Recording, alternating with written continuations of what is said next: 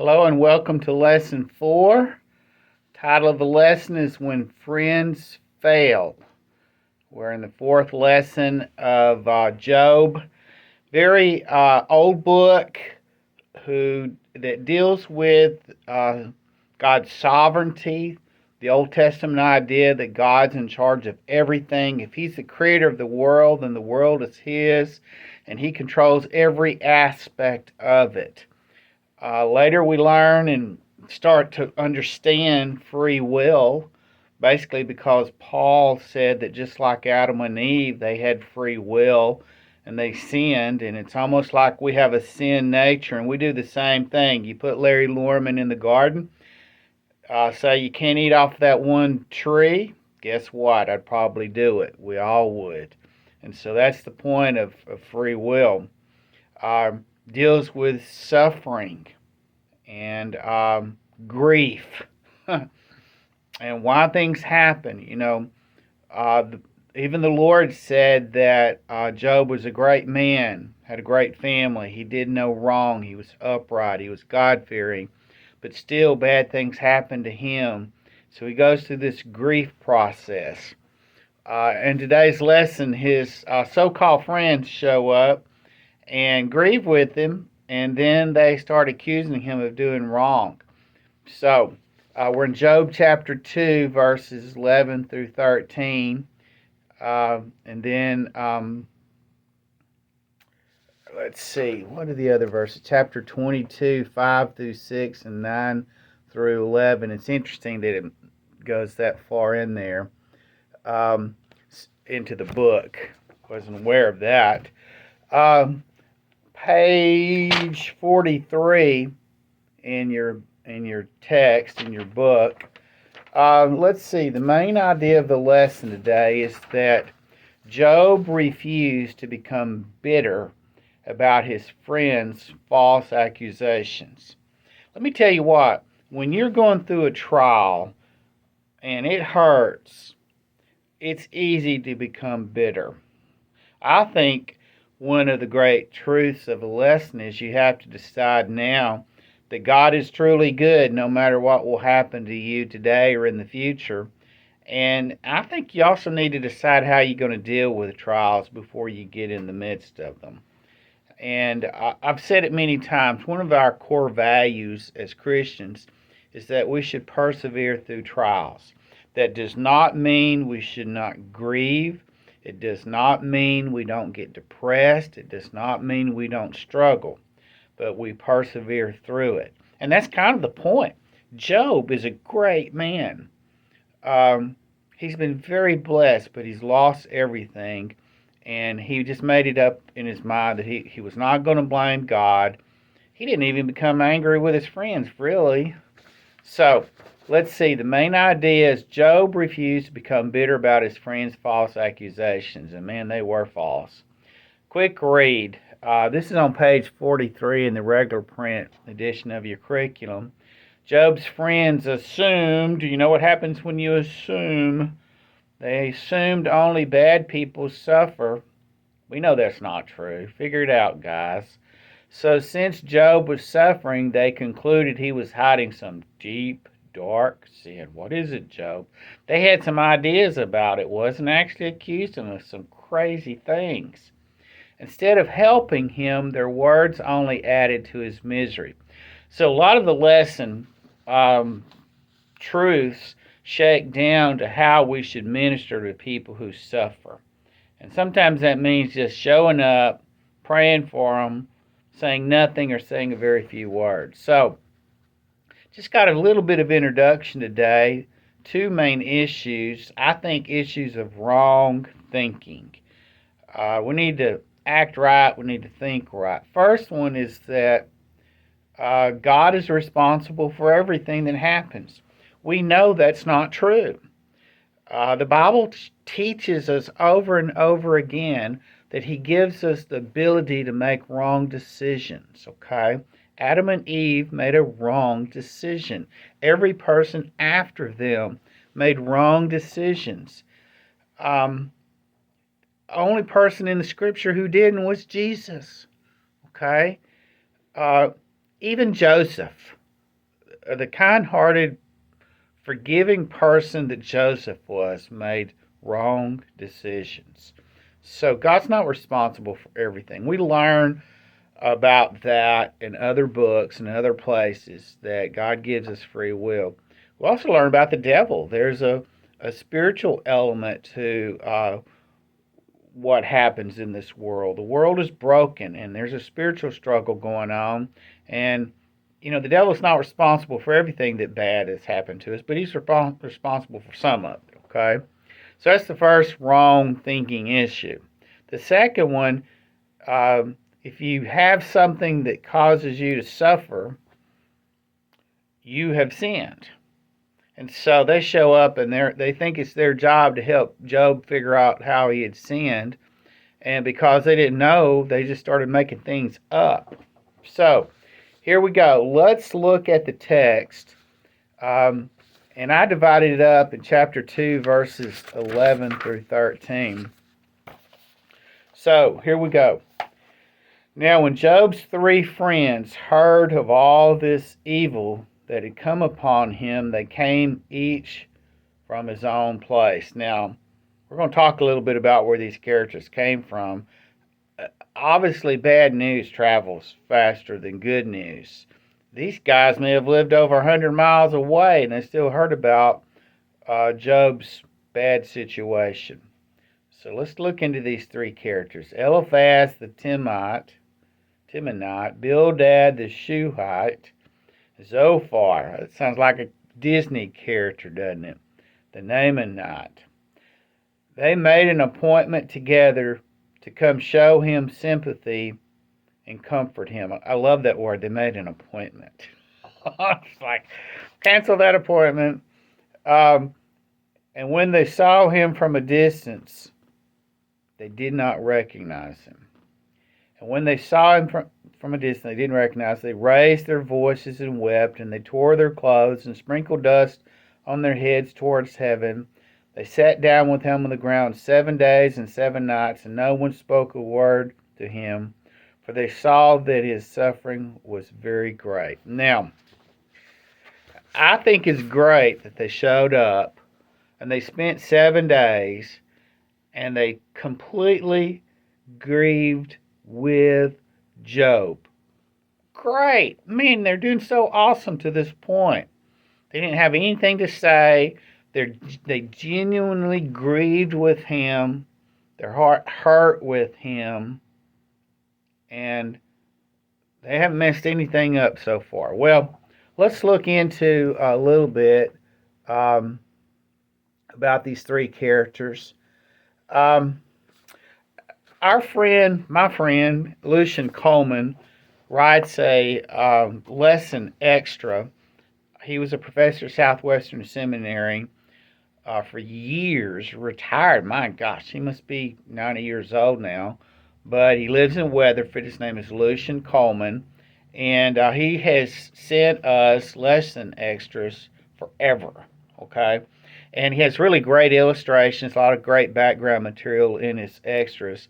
This is actually the last time that he's going to do it. He's just kind of got to the place where he physically can't do it anymore. So this is some of his last extras. But he wrote this. He says, note that Esau had a son named Eliphaz, who in turn had a son named Teman, who became a clan leader. That's in Genesis 36:4, 10, and 11, verse 15. Jeremiah mentions the southern area, Teman and Edom, which was founded by Esau as a center of wisdom. That's in Jeremiah 49:7. Though not totally conclusive, connecting the Eliphaz and Job story to Esau would not be an unreasonable stretch. So maybe this is who these guys are. There's not a lot we know about them, really. Since he's the first to speak, we may assume that Eliphaz was the eldest of the trio and might represent a voice of moral wisdom in the story. I wouldn't go that far. The name Bildad seems tied to the god Baal and Hadad, which is very common. A lot of people name their children after their gods. He was from Shua, which may have been founded somewhere to the east by the son of Abraham and Keturah, which was one of his concubines, I understand. Genesis 25, 1 through 6. From his speeches, the Bildad of Job's story seems to have been a prominent scholar, well versed in the learning and traditions of his time.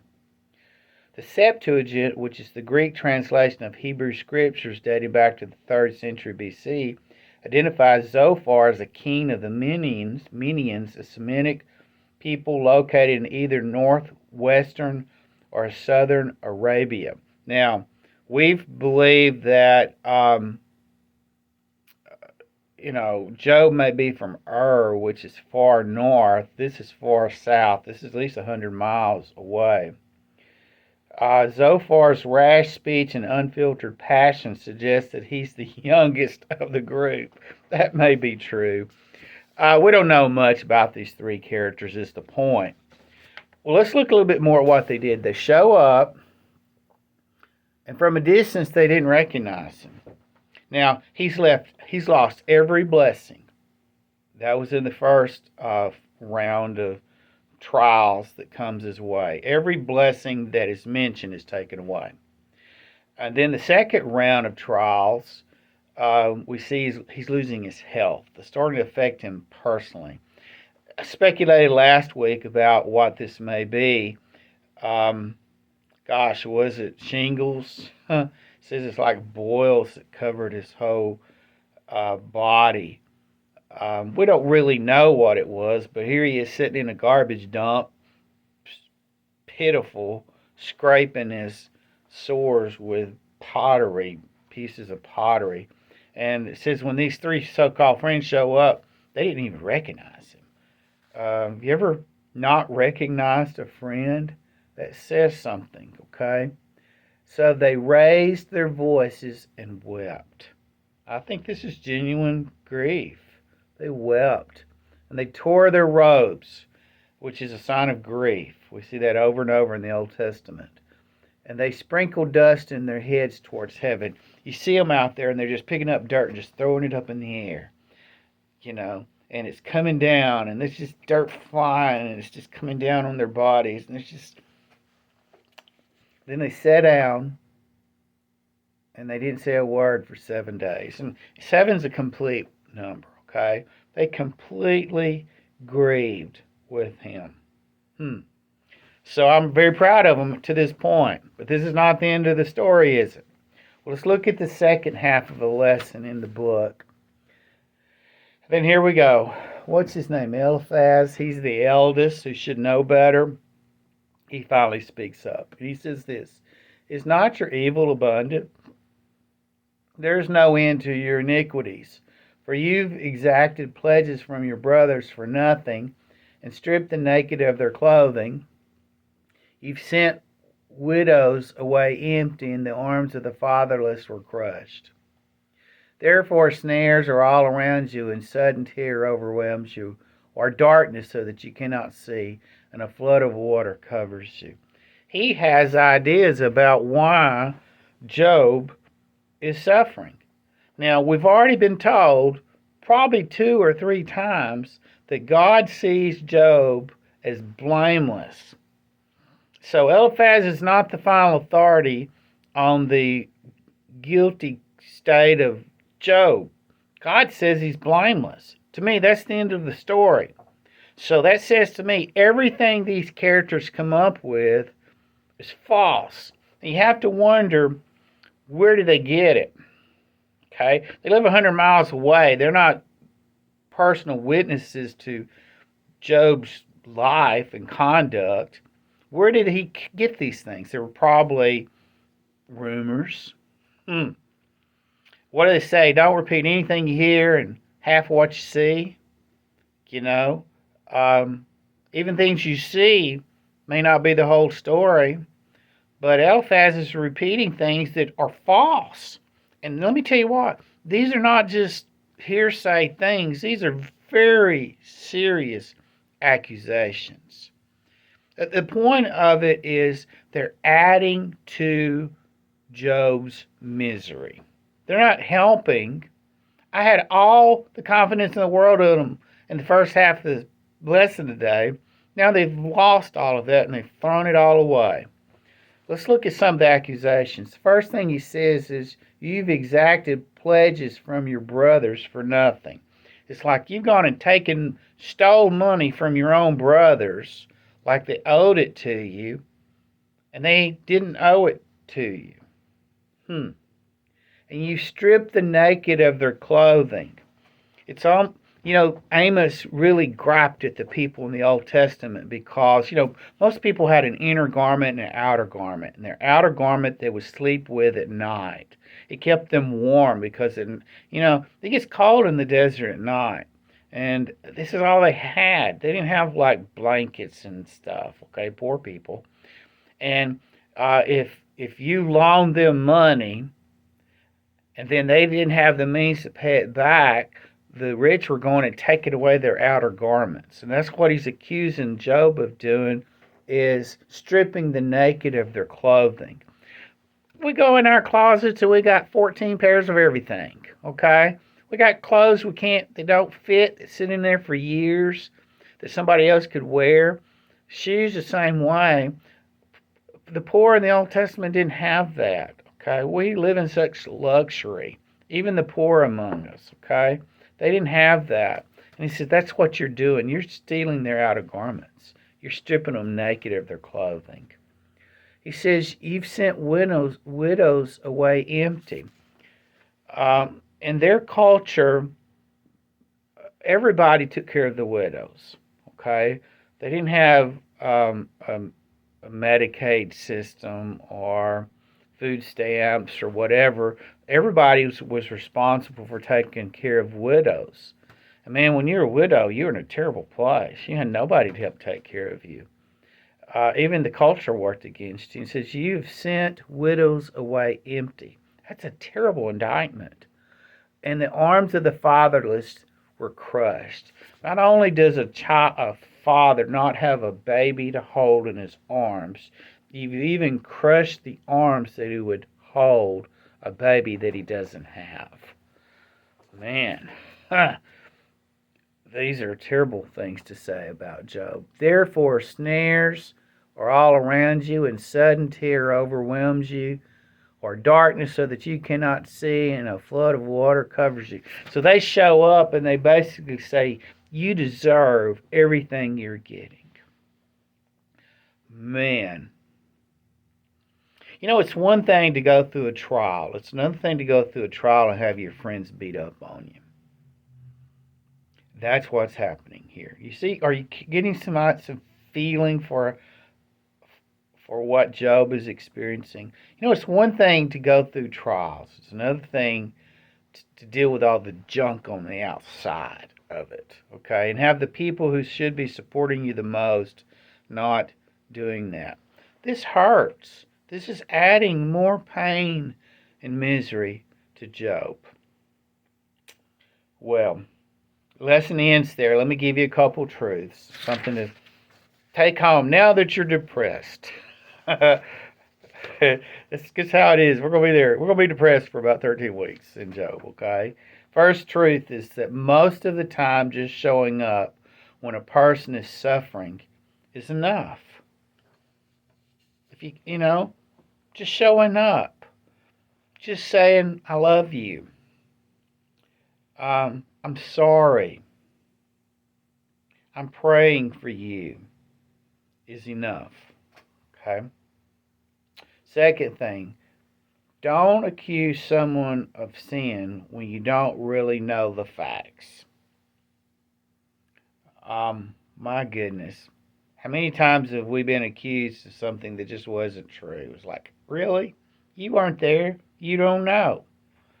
So don't accuse somebody of sin when you really don't know. Let me tell you something. My mama told me you don't have to say everything you think. If you think it, you might be right. You may be wrong, but you don't have to say it. And one of the great things is if you're wrong, you haven't said it. Okay? So don't accuse somebody of sin when you really don't know the facts. Things aren't always what they seem. Third thing is if you can't say something good, say nothing at all. Okay? I always try to teach my children the great lessons of life early, because it saves them a lot of grief later in life. Things like work hard, don't spend more than you have, um, say you love somebody when you do love them, okay? Um, these are truths like that. These are simple truths.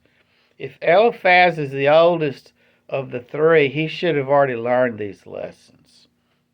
Obviously, he's not there yet. Well, what can we learn from this lesson? I pray there's many things that we can learn. Let's pray together. Jesus, we love you. We love each other. Lord, help us to truly minister to people when they hurt and not hurt them more. Lord, thank you for being full of grace and full of wisdom. I pray that we'd become more like you. In your name I pray. Amen. Have a great week. See you next time.